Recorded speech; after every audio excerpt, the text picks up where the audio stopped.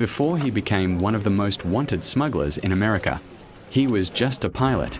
Barry Seal looked like an ordinary family man, clean-cut, charming, flying commercial routes across the country like thousands of other pilots. But Barry wasn't like other pilots.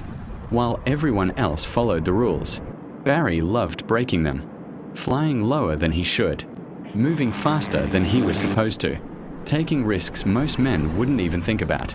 Because for Barry, flying wasn't a job. It was the only time he felt alive. And after years of doing the same flights, the same schedules, the same boring routes, Barry was getting restless. Every day felt smaller. Every paycheck felt weaker. And deep down, he knew he was capable of something bigger. He just had no idea how dangerous bigger was about to become. Then one day, everything changed. While walking through an airport, Barry notices a man watching him. Not a passenger, not airline security, someone different. Sharp suit, calm eyes, the kind of man who doesn't ask for permission. The man introduces himself as Schaefer, a CIA operative, and he already knows everything about Barry. His flying record, his attitude, his talent, even the rules Barry's been quietly breaking. Barry immediately realizes something. This isn't a warning. It's a recruitment. Schaefer offers him something Barry never expected. A chance to fly missions for the US government. No airline schedules. No boring routes. No questions asked. Just secret flights over South America, carrying cameras, intelligence equipment, and information the government isn't supposed to have. Barry knows this should scare him. Instead, he smiles. Because for the first time in years, someone finally sees what he's capable of. And without fully understanding what he's stepping into, Barry says yes. That one decision would make him rich, make him powerful, and eventually, make him one of the most hunted men in America. Because the CIA wasn't the most dangerous people Barry Seal would end up working for. At first, Barry Seal thought he had found the perfect life. Flying secret missions for the CIA, making more money than he ever made as a commercial pilot, breaking rules for a living, and somehow getting paid by the US government to do it. For Barry, it felt like freedom. No schedules, no airline bosses, no boring passengers complaining about delays. Just speed, danger, and the kind of adrenaline he'd been chasing his entire life. But after a while, even that wasn't enough. Because once a man gets a taste of easy money, normal money stops feeling like enough. Barry is now flying deep into South America, photographing rebel camps, secret military bases, and jungle operations for the CIA.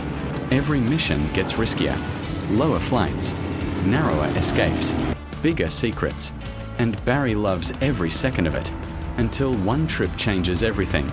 After landing in a remote airstrip in Colombia, Barry is approached by men who clearly know exactly who he is. Not soldiers, not government agents, something much more dangerous. These men don't introduce themselves with badges. They introduce themselves with money, stacks of cash, more money than Barry has ever seen in his life. And standing in front of him are members of the Medellin cartel, led by men who would eventually become some of the most feared drug traffickers in history. They already know Barry's reputation. They know he can fly low enough to avoid radar, fast enough to outrun law enforcement, and bold enough to take risks most men wouldn't survive. Then they make him an offer. One flight. That's all they ask. Take one shipment into America. No questions, no paperwork, no government watching. And in return, Barry would make more money in one trip than most people make in years. Barry knows exactly what this means. This isn't smuggling cigars. This isn't moving cash. This is cocaine. Enough to destroy lives. Enough to start wars. Enough to get him killed. And for the first time, even Barry hesitates. Because once you say yes to men like this, there's no clean way out. But then he looks at the money again. And that's when everything changes. Because Barry Seal didn't become a smuggler by accident. He became one. The moment greed became bigger than fear. Barry Seal was no longer just a pilot. And he definitely wasn't just working for the CIA anymore. Now, Barry was working for everyone. The US government, drug cartels, rebels, smugglers, anyone with money, and something to move. And somehow, he was getting away with all of it. Flight after flight, Barry's operation gets bigger. What started as one risky decision has now turned into a full empire. He's flying cocaine into America faster than law enforcement can track it. Low over the ocean, through storms, across borders, landing on secret airstrips in the middle of nowhere. Every trip makes him richer, and every successful flight makes him bolder. Soon, Barry isn't carrying cash in briefcases anymore. He's carrying it in duffel bags, then closets, then entire rooms. Money starts piling up so fast, his family doesn't even know where to put it. Suitcases under beds, stacks hidden in walls, bundles buried in the backyard. At one point, Barry has so much cash that he literally can't count it all. And for a while, it feels like he's untouchable. A bigger house, faster cars, private planes, luxury parties, the kind of life most people only dream about. And the craziest part? The cartel loves him. The CIA still uses him, and the people investigating him can't seem to catch him.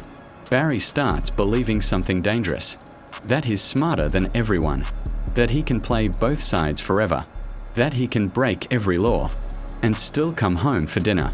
But men who live like that always forget one thing. The higher you fly, the harder people look. And now, people are starting to notice.